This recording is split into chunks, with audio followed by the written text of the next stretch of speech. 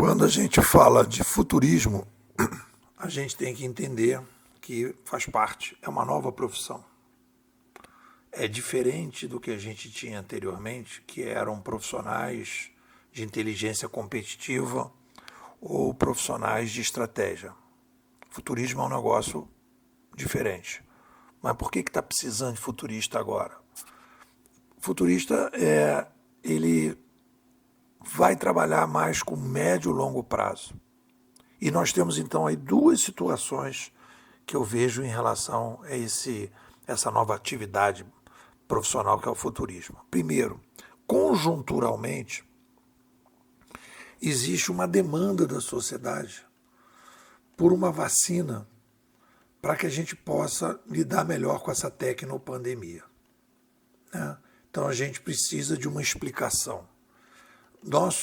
As nossas teorias estão precisando de uma revisão. Gostei aqui de duas frases que eu escrevi que são as seguintes.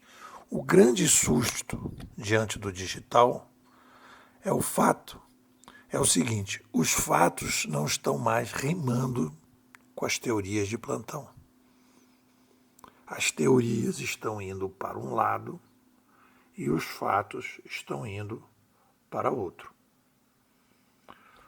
Então, essa nova profissão ela tem duas vertentes. Nós temos a primeira vertente, que é o futurismo competitivo e o futurismo de entretenimento. O futurismo competitivo é voltado para profissionais e organizações, para que tome decisões melhores diante das tendências e das macro tendências. E o de entretenimento, voltado para o público mais geral, para que sacie a sua curiosidade sobre o amanhã, né? Então, o futurismo competitivo, que é o que a gente trabalha aqui na escola, que é o que interessa aqui para profissionais e organizações, ele se divide em duas atividades centrais.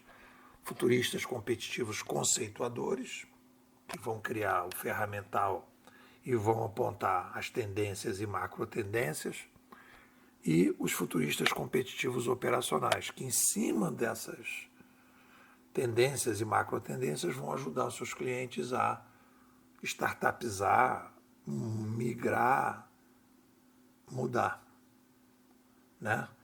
Então isso é um trabalho. Então a gente tem essa atividade conjuntural que é entender, criar a vacina para a tecnopandemia, que é um desafio de todos os futuristas. E o segundo, né, depois que a gente passar e for se afastando desse momento que a gente está passando, a gente vai ter uma necessidade de futuristas porque nós estamos saindo, nós estamos aumentando a taxa de mutação da sociedade.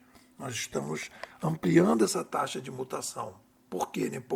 Quanto maior a gente tem, quanto mais a gente interage, mais as mudanças vão se acelerando porque a gente vai criando rapidez e imprevisibilidade diante do cenário. Mais e mais pessoas interagindo, mais e mais você acelera o processo. Quanto menos as pessoas interagem, mais a coisa é mais calminha. Tanto que você vê quando a pessoa fala, fulano mora na cidade do interior. Na cidade do interior, pré-internet, né, as interações eram sempre orais e locais. Então, o ritmo é diferente. Agora, quando as pessoas vivem numa cidade em que as interações são maiores, o ritmo é mais acelerado, né? Então, existe um trabalho fundamental dos futuristas. E aqui a gente começa a trabalhar de maneira interessante pelo seguinte: os historiadores vão ao passado caçar fatos. Você imagina se fosse uma caçada com um cachorrinho, arma. Os historiadores vão caçar fatos. Eles vão procurar os fatos, as datas, os momentos e tal, para entender e tentar classificar e tentar organizar o que aconteceu. Os futuristas não é que eles não querem saber dos fatos. Os fatos são importantes, mas ele é um caçador de padrões. Nós vamos ao passado para caçar padrões. E qual é o objetivo dessa caçada aos padrões históricos? Depois, nós vamos lá caçar padrões para que a gente possa criar uma equação que eu chamo de motor da história futurista. O motor da história futurista é o quê? Você organiza os padrões para que você possa, né, do motor da história é como se você tivesse uma máquina, e dentro dessa máquina que a gente está chamando de motor da história, a saída dessa máquina, o que você imprime do motor da história são tendências e macro tendências. O que o futurista entrega para a sociedade, para os seus clientes? Tendências e macro tendências. E qual é a maquininha que ele fica rodando para entregar tendências e macro tendências? O motor da história. O motor da história é análise dos padrões históricos para que a gente possa fazer futurar, que é o neologismo que nós criamos, né? Gosto dessa frase que saiu aqui no artigo, que é: me mostre o motor da história de um futurista e te apontarei a excelência do seu trabalho. Ou seja, não é que o futurista queira ou não queira ter motor da história. Se ele não tiver um motor da história, ele não é um futurista. Ele pode ser um profissional de inteligência competitiva que vai trabalhar com fatos e entregar ao curto prazo. No médio e longo prazo, sem um motor da história, sem padrões, você não consegue projetar. E aí vem o trabalho do futurista conceituador para formar futuristas de excelência, para que os clientes possam receber tendências e macro tendências mais consistentes para tomar decisões melhores diante de um cenário cada vez mais mutante. É um pouco por aí. O que vocês dizem? Bom, falar da Bimodais, nós somos a melhor escola de futurismo do Brasil, talvez a única que realmente está procurando desenvolver filosofias, teorias e metodologias consistentes para lidar com o digital.